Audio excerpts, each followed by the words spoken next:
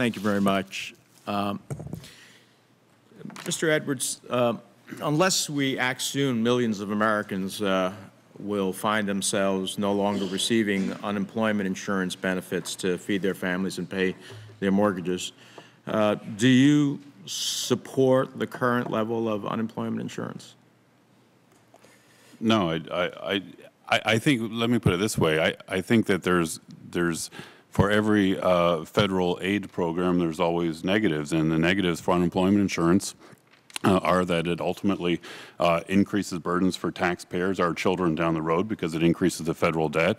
And secondly, I think any economist would tell you that at the margin, higher unemployment insurance increases the unemployment rate slightly, because then people are willing to wait longer to accept a perhaps lower wage or do what they have to do to get a job. So well, let me ask you then, if debt is an issue that we should be concerned about, right, extending the tax breaks that exist under the Bush tax cuts would cost $443 billion.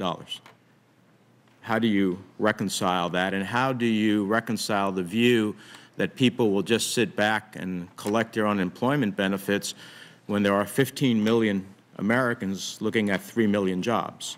So if every one of them went out there, that's a 5-to-1 proposition. So obviously, you know, in the hunt for jobs, at least at this point in time, people would be left, despite their best efforts, still being unemployed.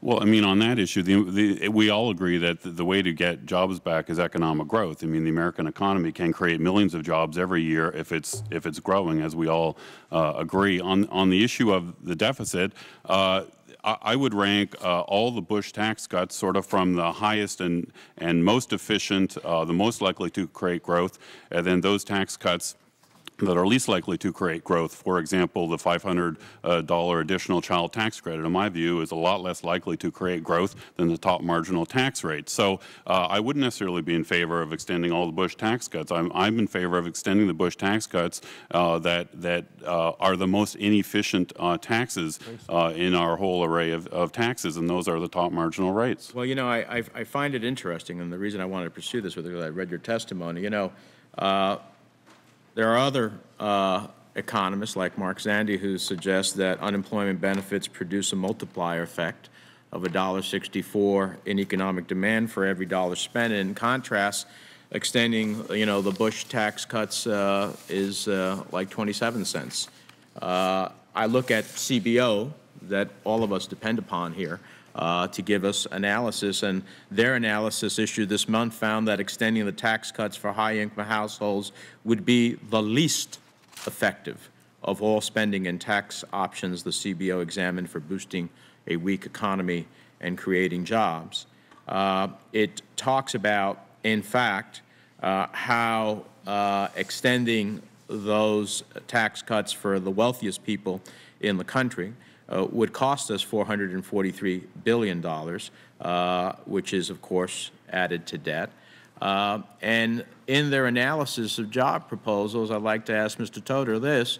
They said the following: the three most cost-effective policy options, this is the CBO, to encourage economic growth and employment in 2010 are, according to the CBO, increasing aid to the unemployed, since they spend a larger fraction of their income relative to the rich. It boosts economic growth, drives employment growth. These are their words, not mine. 2, implementing an employer tax credit, making it cheaper for employers to hire workers and increase employment. 3, reducing the payroll tax an employer pays. What do you think of those? Well, again, I think that the operative word here is 2010. If you're talking about the extraordinary circumstances we're in today, where there's 10% unemployment, there's been a major financial crash, we're not living in normal times, and the most important thing for the economy is to get demand up. I would say largely I would agree with them. I have a little bit of skepticism about the incremental jobs credit, whether it is quite as effective as they think, but there certainly is up there relative to other things. However, if you're talking about what's going to cause economic growth, you know, 5 to 10 years for the longer haul, we do need to think about what incentives we have in the economy, and then I'm sure CBO would give you a very different answer if they asked you, if you asked them what would be the most effective way to have long-term economic growth. So, Right. Well, but you have to make that undoubtedly there would be distinction. other opportunities for longer-term economic growth, but the focus of this hearing is how do we create jobs in the short term?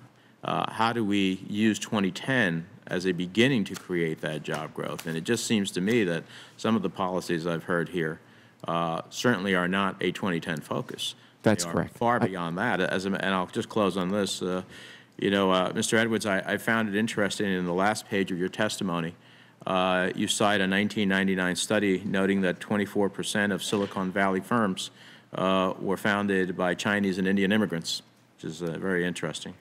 And you cite the study to underscore your point that you believe that raising individual tax rates could damage the nation's historical role as a magnet for smart and productive people.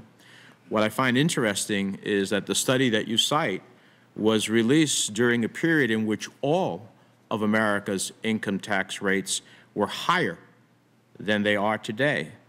So it just seems to me if tax policy then produced such positive results as you cite, one could argue that moving back to that policy only for the highest of earners would be debilitating to the long-term prospects of the American economy. So we attracted all of those people, even though all of America's tax rates were much higher. So it's certainly food for thought. Thank you, Mr. Chairman.